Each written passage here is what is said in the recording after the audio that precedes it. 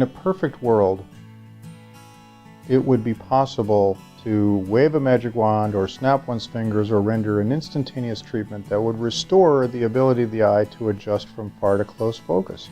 Unfortunately, even with all of our fabulous technology available today, we don't have the perfect solution for presbyopia surgically.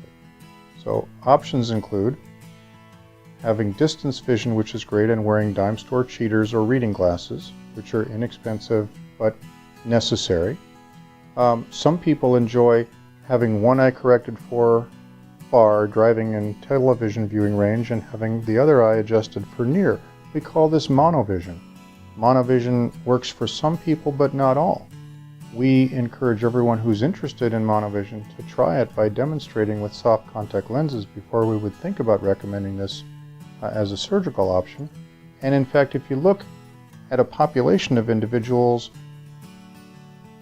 about 40% of people who try monovision take to it like a fish to water and love it, and for them it's going to work great. About 30% feel a little bit off balance, kind of like they're wearing one high heel and one flat shoe, just sort of fish out of water, not working, a little queasy, a little off balance. So for them it clearly doesn't work. And the last 30% are like undecided voters the night before an election. There's nothing anybody can do to really sway them one way or another.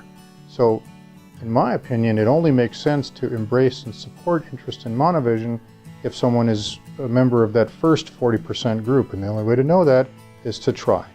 Just like trying on shoes at the shoe store, it's got to be comfortable in order for it to work. So rather than explaining or me speculating or me dictating, we ask patients to experience and find out for themselves.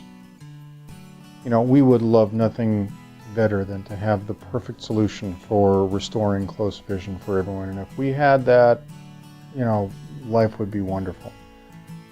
Currently, despite all of our fabulous technology, there is no way that anybody has been able to restore the natural adjustability of the natural human lens.